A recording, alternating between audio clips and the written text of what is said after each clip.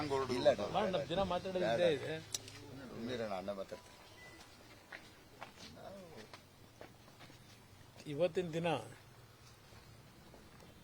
ನಮ್ಮ ಮೈತ್ರಿ ಪಕ್ಷದ ಪ್ರಮುಖರು, ವಿರೋಧ ಪಕ್ಷದ ನಾಯಕರು, ಮಾಜಿ ಉಪಮುಖ್ಯಮಂತ್ರಿಗಳು ಅಶೋಕ್ ಅವರ ಮನೆಯಲ್ಲಿ ಬೆಂಗಳೂರು ಗ್ರಾಮಾಂತರ ಲೋಕಸಭಾ ಕ್ಷೇತ್ರದ ಅಭ್ಯರ್ಥಿಯಾಗಿರ್ತಕ್ಕಂಥ ಡಾಕ್ಟರ್ ಮಂಜುನಾಥ್ ಅವರ ಪರವಾಗಿ ಗೆಲುವಿನ ಬಗ್ಗೆ ಈ ಒಂದು ಚುನಾವಣೆಯ ಪ್ರಕ್ರಿಯೆಗಳು ಯಾವ ರೀತಿ ಆಗಬೇಕು ಅನ್ನೋದಕ್ಕೆ ಇವತ್ತು ನಮ್ಮ ರಾಜರಾಜೇಶ್ವರಿ ವಿಧಾನಸಭಾ ಕ್ಷೇತ್ರದ ಆತ್ಮೀಯ ಸ್ನೇಹಿತರು, ಮಾಜಿ ಮಂತ್ರಿಗಳಾಗಿರ್ತಕ್ಕಂಥ ಮುನಿರತ್ನ ಅವರು, ಮತ್ತು ನಮ್ಮ ಯೋಗೀಶ್ ಅವರು, ನಾನು, ನಮ್ಮ ಮಾಗಡಿಯ ಮಂಜು ಅವರು, ಮತ್ತು ನಾರಾಯಣಸ್ವಾಮಿ ಅವರು, ಆನೇಕಲ್ನ ನಾರಾಯಣಸ್ವಾಮಿ ಅವರು, ಕೃಷ್ಣಕುಮಾರ್ ಅವರು, ನಮ್ಮ ಕುಣಿಗಲ್ನ ಕೃಷ್ಣಕುಮಾರ್ ಅವರು, ನಾಗರಾಜಯ್ಯನವರು, ನಾವೆಲ್ಲ ಸರ್, ಮಂಜುನಾಥ್ ಒಟ್ಟಿಗೆ ನಮ್ಮ ಮಂಜುನಾಥ್ ಅವರು, ಕುಪೇಂದ್ರ ರೆಡ್ಡಿ ಅವರು, ರಾಜ್ಯಸಭಾ ಮಾಜಿ ಸದಸ್ಯರು, ನಾವೆಲ್ಲರೂ ಇವತ್ತು ಕೂತು ಸುದೀರ್ಘವಾಗಿ ಈ ಒಂದು ಚುನಾವಣೆ, ಏಕೆಂದರೆ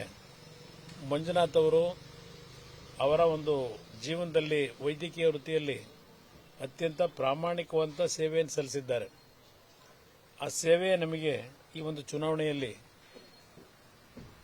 ಅವರ ಬಗ್ಗೆ ಇರತಕ್ಕಂಥ ಒಂದು ವರ್ಚಸ್ಸು. ಅವರು ಅದು ಬಿಟ್ಟರೆ ಅವರಲ್ಲಿ ಏನು ಈಗಿನ ಕಾಂಗ್ರೆಸ್ನ ಅಭ್ಯರ್ಥಿ ಏನಿದ್ದಾರೆ ಅವರ ಒಂದು ಪೈಪೋಟಿಯಲ್ಲಿ ಹಣದ ಮುಖಾಂತರ ಅವರು ಇಲ್ಲಿ ಕ್ಷೇತ್ರದಲ್ಲಿ ಹೋರಾಟ ಮಾಡಲಿಕ್ಕೆ ಸಾಧ್ಯ ಇಲ್ಲ.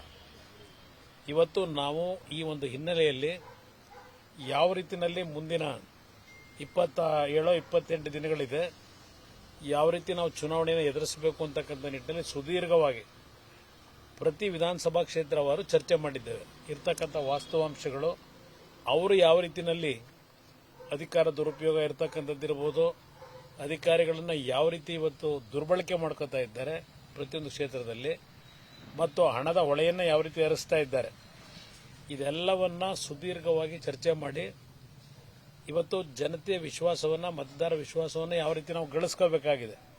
ಒಂದು ಕಡೆ ನರೇಂದ್ರ ಮೋದಿಯವರ ವರ್ಚಸ್ಸೇನಿದೆ, ಅವರು ಪ್ರಧಾನಮಂತ್ರಿಗಳಾಗಿ ಮುಂದುವರಿಬೇಕು ಅಂತಕ್ಕಂಥದ್ದು ಇವತ್ತು ವಿಶೇಷವಾಗಿ ಬೆಂಗಳೂರು ನಗರದಲ್ಲಿ ಇರ್ತಕ್ಕಂಥ 3 ವಿಧಾನಸಭಾ ಕ್ಷೇತ್ರಗಳು, ಇಲ್ಲೇ ನಮಗೆ ಹೆಚ್ಚಿನ ಒಂದು ಮತದಾರರು ಇರ್ತಕ್ಕಂಥದ್ದು, ಸುಮಾರು 18 ಲಕ್ಷ ಮತ ಏನಿದೆ, ಈ ಒಂದು ಭಾಗದಲ್ಲಿ ನಮ್ಮ ಎಫರ್ಟ್ ಯಾವ ರೀತಿ ಇರಬೇಕಾಗ್ತದೆ, ಇದೆಲ್ಲದರ ಬಗ್ಗೆ ಸುದೀರ್ಘವಾಗಿ ಚರ್ಚೆ ಮಾಡಿದ್ದೇವೆ.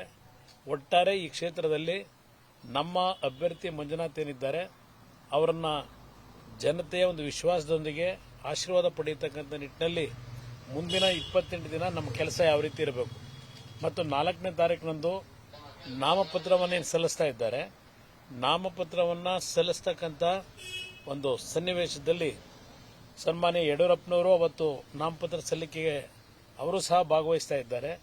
ಒಂದು ದೊಡ್ಡ ಮಟ್ಟದ ಒಂದು ಬಹಿರಂಗ ಸಭೆ ಏನಿದೆ, ಅಶೋಕ್ ಅವರು, ವಿಜಯೇಂದ್ರ ಅವರು, ನಮ್ಮ ಮುನಿರತ್ನ ಅವರು, ಯೋಗೀಶ್ ಅವರು, ನಾವೆಲ್ಲರೂ ಜೊತೆಗೂಡಿ ನಾನು ಸಹ 4ನೇ ತಾರೀಕಿನಂದು ಮಂಡ್ಯದಲ್ಲಿ ನಾಮಪತ್ರ ಸಲ್ಲಿಸ್ತಕ್ಕಂಥ ಪ್ರಕ್ರಿಯೆ ಮುಗಿಸಿ ನಾನು ಸಹ ಬಂದು ಭಾಗವಹಿಸ್ತಾ ಇದ್ದೇನೆ. 11:20 ಇರಬೇಕು ಸಮಯ ನಾಮಪತ್ರವನ್ನು ಸಲ್ಲಿಸ್ತಕ್ಕಂಥದ್ದು. ಆ ಸಂದರ್ಭದಲ್ಲಿ ಒಂದು ದೊಡ್ಡ ಬಹಿರಂಗ ಸಭೆಯನ್ನು ಏರ್ಪಾಡೇನು ಮಾಡಿದ್ದೇವೆ.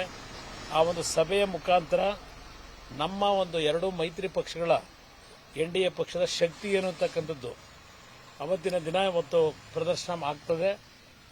ಅವರಿಗೆ ಪೈಪೋಟಿಯಾಗಿ ಜನತೆ ಯಾವ ರೀತಿ ಇದ್ದಾರಲ್ಲಿ, ಅವರೇನು ಸಾಧನೆಗಳು ನಾವು ಮಾಡಿದ್ದೇವೆ ಅಂತಾರೆ, ಅದು ಯಾವ ಸಾಧನೆ ಮಾಡಿದ್ದಾರೋ ದೇವರೇ ಬಲ್ಲ. ಅದರಿಂದ ಜನತೆಗೆ ಮಾಹಿತಿಗಳನ್ನು ಯಾವ ರೀತಿ ಕೊಡಬೇಕು, ನಾವು ಆ ಮಾಹಿತಿಯನ್ನು ಕೊಡ್ತಕ್ಕಂಥ ಒಂದು ನಿರ್ಧಾರ ಮಾಡಿದ್ದೇವೆ. ಅನುಕ್ಷಣದ ಸುದ್ದಿಗಳಿಗಾಗಿ ವಿಸ್ತಾರ ನ್ಯೂಸ್ ಯೂಟ್ಯೂಬ್ ಚಾನೆಲ್ ಸಬ್ಸ್ಕ್ರೈಬ್ ಮಾಡಿ. ಹೊಸ ಸುದ್ದಿಗಳ ನೋಟಿಫಿಕೇಶನ್ಗಾಗಿ ಬೆಲ್ ಐಕಾನ್ ಕ್ಲಿಕ್ ಮಾಡಿ. ಲೇಟೆಸ್ಟ್ ಅಪ್ಡೇಟ್ಸ್ಗಾಗಿ www.vistaranews.com ವೆಬ್ಸೈಟ್ಗೆ ವಿಸಿಟ್ ಮಾಡಿ. ಅಂಗೈಯಲ್ಲೇ ಜಗತ್ತಿನ ಸುದ್ದಿ ತಿಳಿಯಲು ವಿಸ್ತಾರ ನ್ಯೂಸ್ ಕನ್ನಡ ಆಪ್ ಡೌನ್ಲೋಡ್ ಮಾಡಿ.